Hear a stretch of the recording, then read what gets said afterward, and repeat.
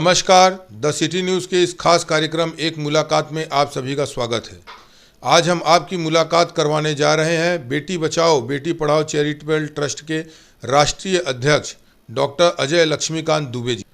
अजय जी, आप अपने बारे में हमारे दर्शकों से कुछ जानकारी साझा करें। नमस्कार। सबसे पहले तो मैं सिटी न्यूज़ का धन्यवाद करता हूं कि आज वो हमारे कार्यालय पे आए और आज हमारा इंटरव्यू करने का निर्णय लिया, उसके लिए मैं आभारी हूं। और मैं एक छोटा सा डिटेल मैं अपने बारे में बताना चाहता हूं आपके दर्शकों को। जैसा कि आप सभी जानते हैं कि मैं एक उत्तर प्रदेश से बिलोंग करता हूं, एक किसान परिवार से बिलोंग करता हूं। और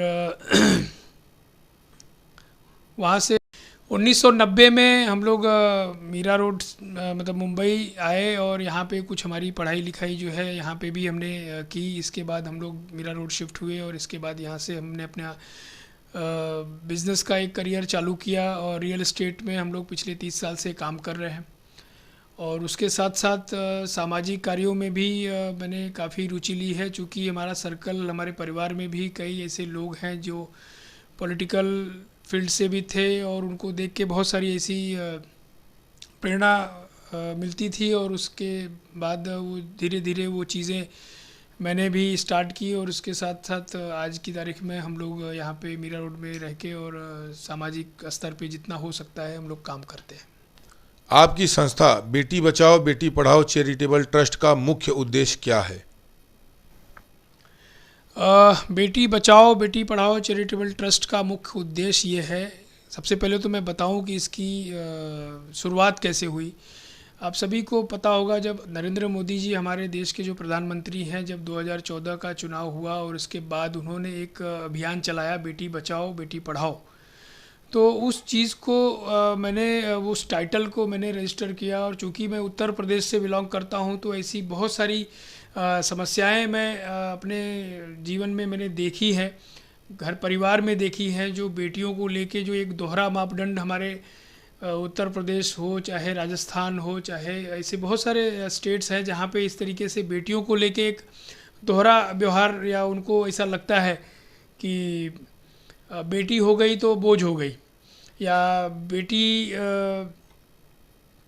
बेटा होगा तो हमारे कुल का नाम रोशन करेगा, हमारे बुढ़ापे की लाठी बनेगा, बेटी है तो वो पराया धन है, इसको पढ़ाई लिखाई की क्या ज़रूरत है, इसको म्यूनसिपाल्टी स्कूल में भेज दो, बेटे को इंग्लिश मीडियम में पढ़ाओ ताकि वो सब चीज़ें जो है माइंड में मेरे थी। और जब ये टाइटल मैंने आदरणीय प्रधानमंत्री मोदी जी का जो ये ड्राइव उन्होंने चलाया, तो मैंने इसको रजिस्टर किया और इसमें बहुत सारे लोग धीरे धीरे जुड़ने लगे और जुड़े, तो फिर हमने ये एक मुहिम चलाई बेटी बचाओ बेटी पढ़ाओ। इसमें हम लोग एक ड्राइव चलाते हैं जिसमें हम लोग एक अवेयरनेस कैंपेन चला रहे हैं, जिसकी हमारी बहुत सारे स्टेट्स में हमारी ब्रांचेज़ हैं इस संस्था की। और वो हर हमारे पदाधिकारी जो हैं इस अभियान को जन मतलब घर घर में जाके इस चीज़ को, ये जागरूकता हम लोग फैला रहे हैं। और बहुत सारी सिचुएशन में ऐसे कई पेरेंट्स, बहुत सारे ऐसे लोग हमको संपर्क भी करते हैं कि भैया आप ये ड्राइव चला रहे हो तो फिर हमारी बच्ची की फ़ीस का क्या, ये वो। तो कई बार ऐसा होता है कि जब कोई बहुत सारे ऐसे नीडी और परेशान जो होते हैं और जिनके आगे पीछे कोई नहीं, और जो एकदम जिसको हम बोल सकते हैं कि भाई वाकई में वो नीडी है, तो हम लोग उनके लिए फ़ंड भी रेज़ करते हैं और उनकी फ़ीस वगैरह भी हम लोग भरते हैं। अभी तक की सक्रिय समाज सेवा में समाज कल्याण के लिए आपने क्या कार्य किया और क्या उपलब्धियां हासिल की?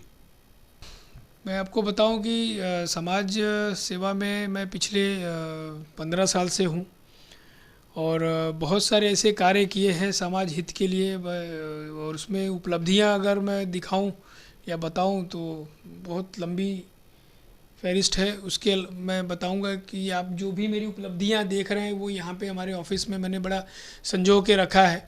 जो भी मैंने कार्य किया है उसके उपलक्ष्य में मुझे यही उपलब्धियां मिली हैं और इस चीज़ को मैं हमेशा एडमायर करता हूँ और इससे मुझे बहुत ऊर्जा मिलती है और मुझे हमेशा सामाजिक कार्य में कार्य करने का काफ़ी साहस मिलता है मुझे। समाज सेवा के सफ़र में क्या कभी आपको असफलताओं का सामना करना पड़ा?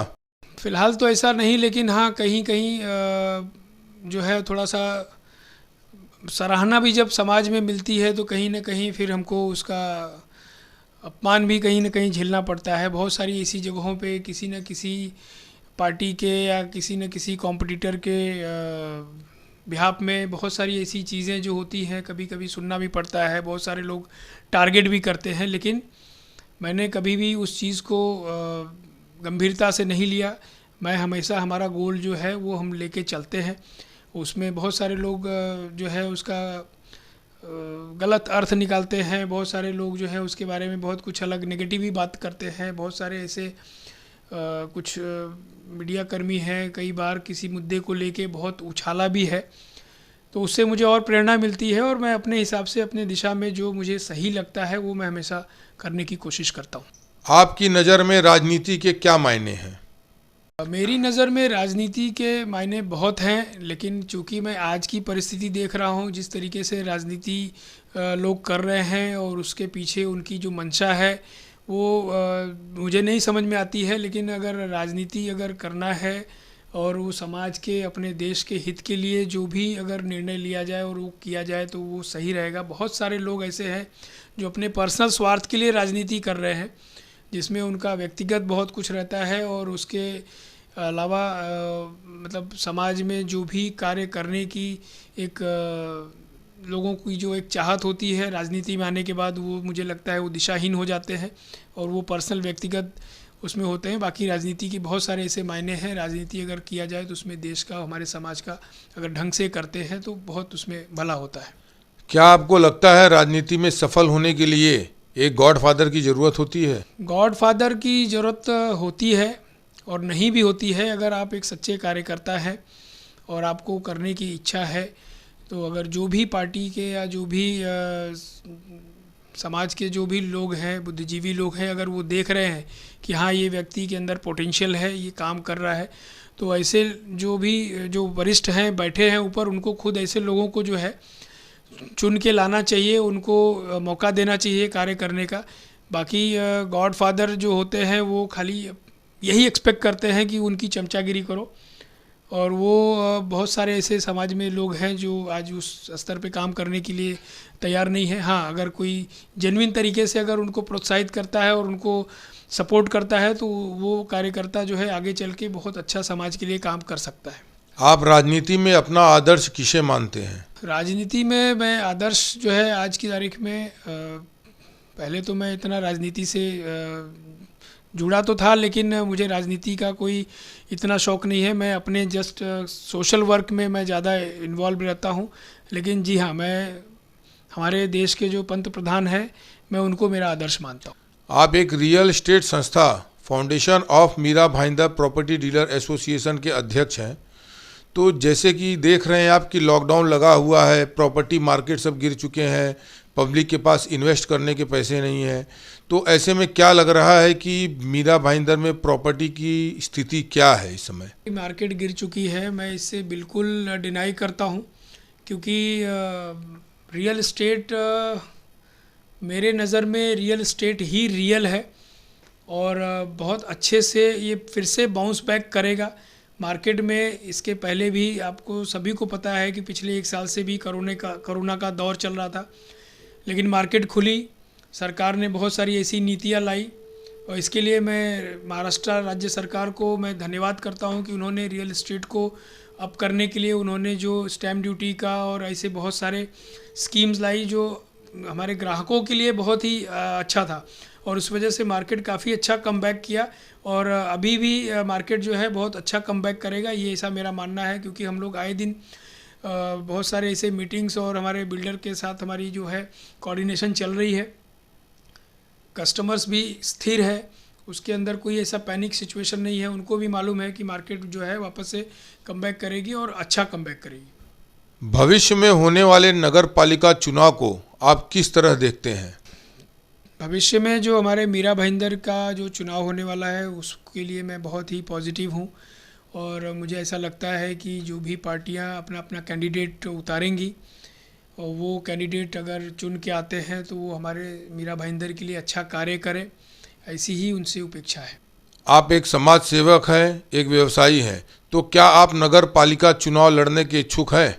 मैं इसके पहले भी बताया कि मुझे राजनीति में ज़्यादा इंटरेस्ट नहीं है। मैं अपने समाज सेवा में ही खुश हूँ और जो भी मेरे से होता है मैं अपने हिसाब से करता हूँ। लेकिन बहुत सारे ऐसे कार्य हैं जो प्रशासन में रह के ही कार्य किया जा सकता है, लेकिन अगर इस तरीके का अगर कोई मौका मिला या पार्टी ने अगर वो जवाबदारी अगर देती है तो मैं बिल्कुल लेने को तैयार हूँ, क्योंकि अगर प्रशासनिक कुछ अगर एक पावर होता है तो उसमें समाज हित के लिए हम और भी ज़्यादा काम कर सकते हैं। अभी व्यक्तिगत रूप से जो काम कर रहे हैं और जो एक प्रशासनिक पावर के हिसाब से जो काम करेंगे उसमें बहुत फ़र्क होता है। तो अगर ऐसा मौका मिला तो मैं ज़रूर चुनाव लड़ूंगा और अगर जीत के आता हूं तो हमारे समाज के लिए, मैं अपने वार्ड के लिए अच्छा काम करने की कोशिश करूंगा। मनपा चुनाव लड़ने के लिए आपका पसंदीदा वार्ड कौन सा है? मनपा चुनाव के लिए मैं पिछले, जैसा कि आप जहां पे बैठे हैं, ये मेरा वार्ड बोल सकते हैं, ये मेरा क्षेत्र बोल सकते हैं। मैं पिछले 30 साल से इस क्षेत्र में रह रहा हूं और इस यहाँ के बहुत सारी ऐसी समस्याओं के लिए हमने लड़ाई लड़ी है, बहुत सारे ऐसे कार्य किए हैं और यहाँ के बहुत सारे ऐसे लोग हैं जो मुझे जानते हैं, पसंद करते हैं। तो ये वार्ड जो है 18 नंबर वार्ड है। यहाँ पे अगर मुझे मौका मिलेगा तो मैं ज़रूर चुनाव लड़ूंगा और मुझे यकीन है कि यहाँ की जनता जो है मुझे बिल्कुल चुन के लाएगी, क्योंकि यहाँ के लिए हमने बहुत कार्य किया है, बहुत लोगों का सपोर्ट किया है। सामाजिक जीवन व पारिवारिक जीवन को आप किस तरह मैनेज करते हैं?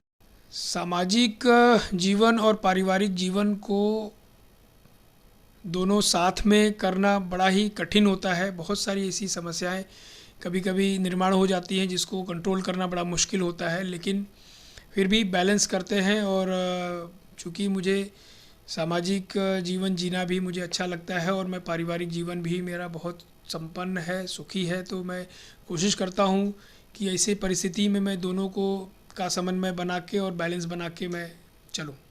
अजय जी, ये बताइए कि आपके नाम के आगे जो आप डॉक्टर लिखते हैं, तो क्या आपने डॉक्टरी की पढ़ाई की है कि आपको उपाधि मिली है? इसके पीछे का क्या राज है? मैंने डॉक्टरी की पढ़ाई नहीं की है, बड़ी मुश्किल से मेरी जो नॉर्मल पढ़ाई होती है वही मैंने कंप्लीट की है। लेकिन चूँकि मेरी समाज सेवा में जिस तरीके की मेरी रुचि रही और जिस तरीके से मैंने काम किया है, वो सब चीज़ों को देखते हुए एक लंदन की एक यूनिवर्सिटी है, उन्होंने रिकॉग्नाइज़ किया और उनका कॉल आया, उनकी टीम का, जो एक टीम उनकी यहाँ पे अहमदाबाद में कार्य कर रही है और ऐसे चीज़ों पे वो नज़र बनाते हैं। तो उन्होंने मेरा जो भी प्रोफाइल वगैरह देखा तो उनका कॉल आया और उस चीज़ पे फिर उन्होंने मेरी प्रोफाइल पूरी मंगाई, स्टडी किया और इसके बाद फिर मुझे नॉमिनेट किया डॉक्टरेट के लिए। और वो कार्यक्रम जो था वो श्रीलंका में था और उसके जो मुख्य अतिथि थे श्रीलंका के प्रधानमंत्री आदरणीय श्री राजापक्षे जी, ऐसा उनका नाम था, वो थे और वहाँ पे मुझे ये पदवी दी गई थी।